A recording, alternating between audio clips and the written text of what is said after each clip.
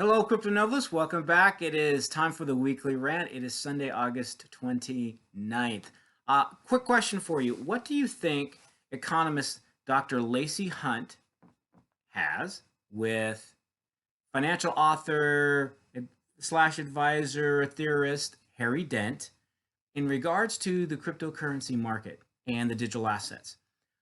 The reason why I ask this question is because I spend a lot of time doing my own research and trying to understand the best I can how the various economies are working and how monetary policy is working as well.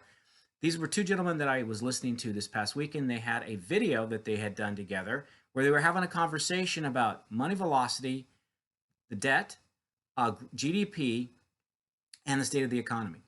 And I found what they were talking about in terms of money velocity extremely interesting, which I will indicate why I find that interesting as it relates to cryptocurrency towards the tail end, because there was an article that came out this past week that I found very interesting from Leader. It was a survey that was done, and which indicated financial leaders' opinions upon cryptocurrency adoption. So let's quickly just go into the video that Harry Dent and the conversation that Dr. Lacey Hunt had.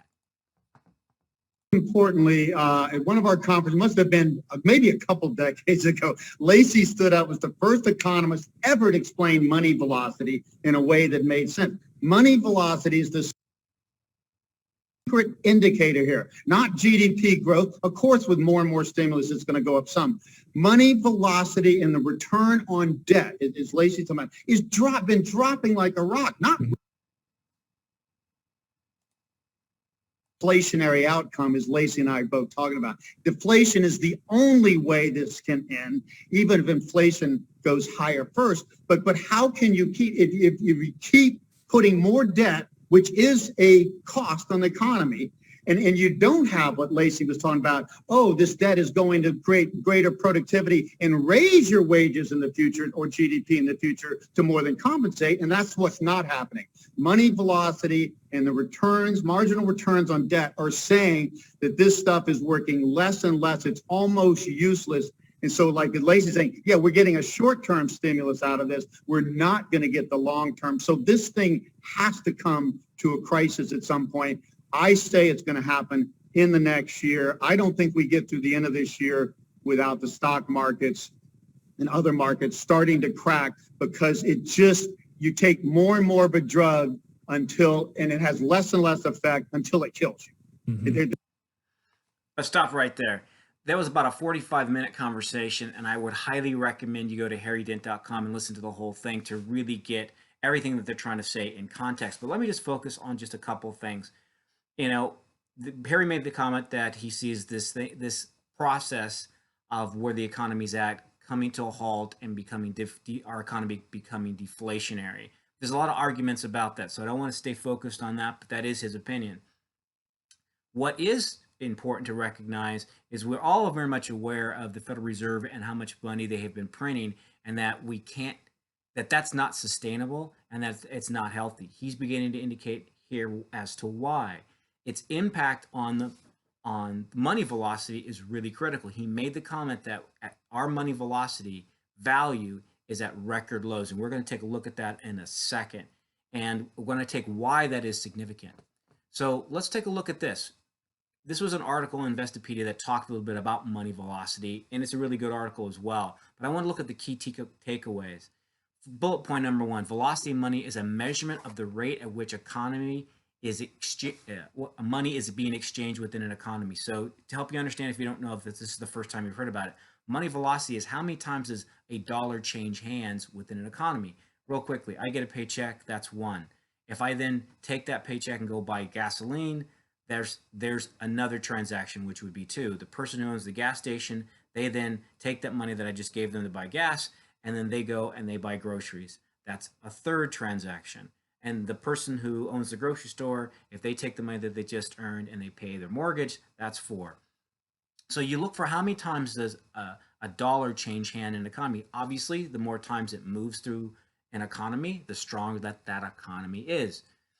The velocity of money equation divides GDP by the money supply. So as the money supply increases, it negatively impacts GDP. The velocity of money formula shows that the rate at which one unit of money, which I just explained, changes hands. This last bullet point is really key, and that says the velocity of money is typically higher, the value of it, the number, in expanding economies, and it is lower in contracting economies. So let's see where we've been as a nation. This is another article that just came out in the beginning of 2021, and notice the subheading, the reasons why everyone is hoarding cash. I won't go into all of this. I want to focus primarily on this chart. And let's look at the money velocity value during 9/11, back when that happened. That was 2001. The money velocity at that point was 1.99. Then it jumped up in 2006, and I want to focus on 2006, 7, 8, and 9 because we all remember the recession, right? The Great Recession. Let's look at what the money velocity was at that point in time. When the subprime mortgage crisis hit at the very beginning in 2006, money velocity was at 2. So it increased just slightly since 9/11. Then in 2007, it dropped a couple points when the banking liquidity crisis hit at 1.98. Then in 2008, it dropped to 1.81. And then by the end of the recession, it was sitting at about 1.7. So we can see it dropped a little bit.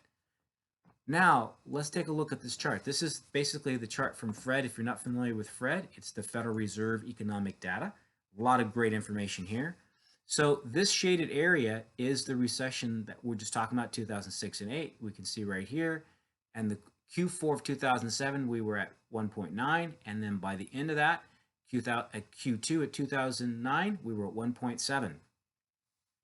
We can quickly see that the money velocity has continued to drop since 2000, basically 10. In Q3 of 2010, it was at 1.74.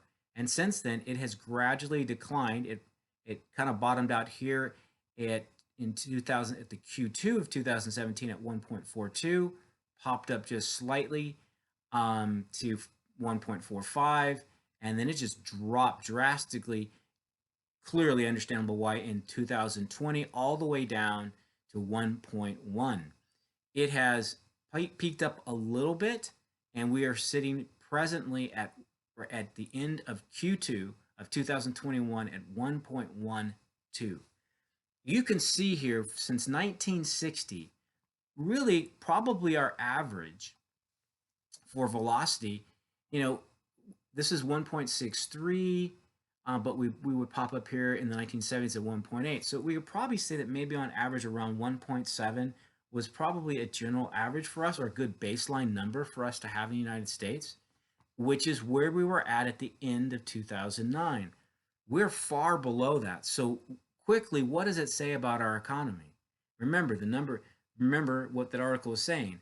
The higher the value of the number, the stronger or the expanding of the economy. The lower the number is an indicator of a contracting economy. So I think this is very much telling me that regardless of what I may hear on the weekly news about growth being 3%, 4%, whatever the number is that they throw out, that our economy is essentially contracting and contracting strongly and has continuing to do so while all of these stimulus packages have been issued out and money has been distributed in the economy. Because keep in mind, as this number was declining, the amount of stimulus money that was being pumped into the economy was enormous. And we'll take a look at where our debt is at the very, very end of this. So now, how does this relate to crypto? There was an article that came out basically last Monday that the Let Blockchain Survey did a survey of major financial leaders of what they thought would happen between what would happen with the adoption of crypto and its ability to replace fiat currency. The title here says 10 years. Let's kind of dig in deeper. Basically, they're saying that in this survey that they just recently took, there's been a major shift in financial leaders in terms of their belief of cryptocurrency being adopted. They basically, thousands of executives surveyed not just the United States, but in Asia, the Middle East, and Europe. Out of those, 76%, over 3/4, believe that digital assets will serve as a strong alternative, if not an outright replacement of fiat currencies They're saying in the next 5 to 10 years. Now, like, you got to think about that.